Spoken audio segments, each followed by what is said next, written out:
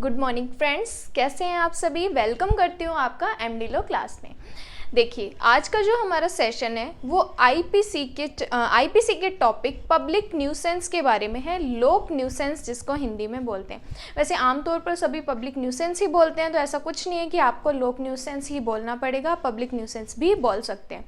देखिए, सबसे पहले जो सबसे बड़ी मिस्टेक स्टूडेंट करते हैं कि इसकी डेफिनेशन कहाँ है, इसकी पनिशमेंट कहाँ है। डेफिनेशन तो ऑलमोस्ट सभी को पता होती है, सेक्शन 268 में है, डेफिनेशन 268 में है। लेकिन जो स्टूडेंट पढ़ते हैं, जिन्होंने अच्छे से पढ़ाई कर रखी है, उनको तो पता है कि इसकी डेफिनेशन है 290 में।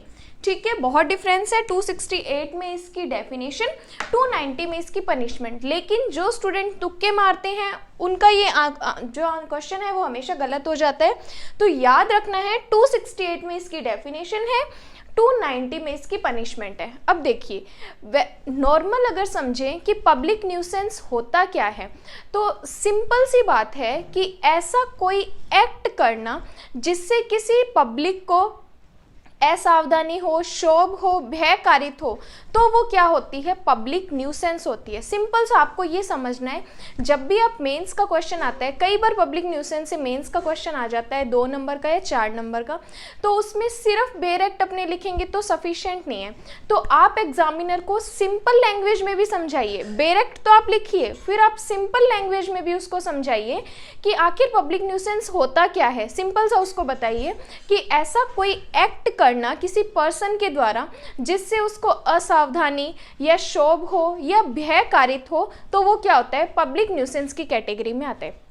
अब देखते हैं कि बेर एक्ट पब्लिक न्यूसेंस के बारे में क्या कहते हैं। देखिए, जब तक आप बेर एक्ट नहीं समझेंगे तब तक आपका क्लियर नहीं होगा। और बेर एक्ट समझे कैसे, हमेशा किसी भी सेक्शन को समझने के लिए उसको टुकड़ों में याद करेंगे। तो आइए समझते हैं। देखिए, जो 268 है आईपीसी, बेर एक्ट क्या कहता है कि वह व्यक्ति लोक न्यूसेंस का दोषी है, मतलब वो पर्सन है, वो पब्लिक न्यूसेंस के लिए गिल्टी है। कब गिल्टी है, कि जब वो कोई ऐसा कार्य करता है, मतलब ऐसा एक्ट करता है, या किसी अवैध लोभ का दोषी है, या किसी इल्लीगल ओमिशन का गिल्टी है, जिससे लोग को या जनसाधारण को, जिससे किसी पब्लिक को या जनसाधारण को जो आसपास में रहते हों, या आसपास की संपत्ति पर अधिभोग रखते हैं। मतलब कि कोई पर्सन है, उसके किसी एक्ट से या इल्लीगल ओमिशन से किसी पब्लिक को, जनसाधारण को या आसपास के लोगों को जो उस प्रॉपर्टी पर अधिभोग रखते हैं, कोई सामान्य क्षति, संकट या क्षोभ कारित हो। उसके एक्ट से आसपास के लोगों को क्या हो रही है, संकट हो रही है, क्षति हो रही है, क्षोभ हो रहा है, कारित हो, या जिससे उन व्यक्तियों का जिन्हें किसी लोक अधिकार को उपयोग में लाने का मौका पड़े, क्षति, बाधा, संकट या क्षोभ कारित होना अवश्यंभावी हो। मतलब आप कोई ऐसा एक्ट कर रहे हो या आप कोई ऐसा इल्लीगल ओमिशन कर रहे हो जिससे किसी व्यक्ति को क्या हो रही है, संकट हो रही है, बाधा हो रही है, या जिस प्रॉपर्टी पर वो अपना अधिभोग रख रहे हैं उसमें क्या हो रहा है, उनको बाधा हो रही है उसको उपयोग करने में। तो अगर आप ऐसा कोई एक्ट कर रहे हो जिनसे उनको इन प्रॉब्लम फेस करनी पड़ रही है, तो आप क्या कर रहे हो, पब्लिक न्यूसेंस कर रहे हो। बट इसमें एक और लाइन लिखिए कि कोई सामान्य न्यूसेंस इस आधार पर माफी योग्य नहीं है कि उससे कुछ सुविधा या भलाई कारित हो। मतलब कि आप कोई पब्लिक न्यूसेंस कर रहे हो, उसके बाद में आप ये नहीं कह सकते कि मैं तो ये वेलफेयर के लिए कर रहा था, किसी के बेनिफिट के लिए कर रहा था। नहीं, पब्लिक न्यूसेंस से अगर किसी पर्सन को बाधा हो रही है, संकट हो रहा है, तो पब्लिक न्यूसेंस में ही काउंट होगा। आप ये डिफेंस नहीं ले सकते कि मैं तो बेनिफिट के लिए कर रहा था, वेलफेयर के लिए कर रहा था, तो ये आप डिफेंस नहीं ले सकते, आपने पब्लिक न्यूसेंस किया है। ठीक है, सिंपल सा है पब्लिक न्यूसेंस। अब याद रखना है कि जब मेंस का अपने आंसर लिखेंगे तो आप उसमें लिख सकते हो कि जो पब्लिक न्यूसेंस होता है वो 2 प्रकार का होता है। जो पब्लिक न्यूसेंस होता है वो 2 टाइप का होता है। एक न्यूसेंस किस प्रकार का होता है, एक होता है सामान्य न्यूसेंस, एक होता है व्यक्तिक न्यूसेंस, एक होता है व्यक्तिक न्यूसेंस। मतलब इन दोनों में क्या डिफरेंस है? देखिए, आपने ऐसा न्यूसेंस किया जिसमें कंप्लीट जो पब्लिक है, आपके आसपास रहने वाली जनता है, उसको न्यूसेंस हो रहा है, तो वो पब्लिक न्यूसेंस या सामान्य न्यूसेंस में काउंट होगा। बट आप कोई ऐसा एक्ट कर रहे हो, इलीगल ओमिशन कर रहे हो, जिससे किसी पर्टिकुलर किसी पर्सन को न्यूसेंस हो रहा है, उसको बाधा हो रही है, तो वो क्या जाएगा? पर्सनल न्यूसेंस में जाएगा, व्यक्तिक न्यूसेंस में जाएगा। अब देखिए, एक दो केस है, आप वो भी नोट डाउन कीजिए। चोखराज मारवाड़ी का केस है। चोखराज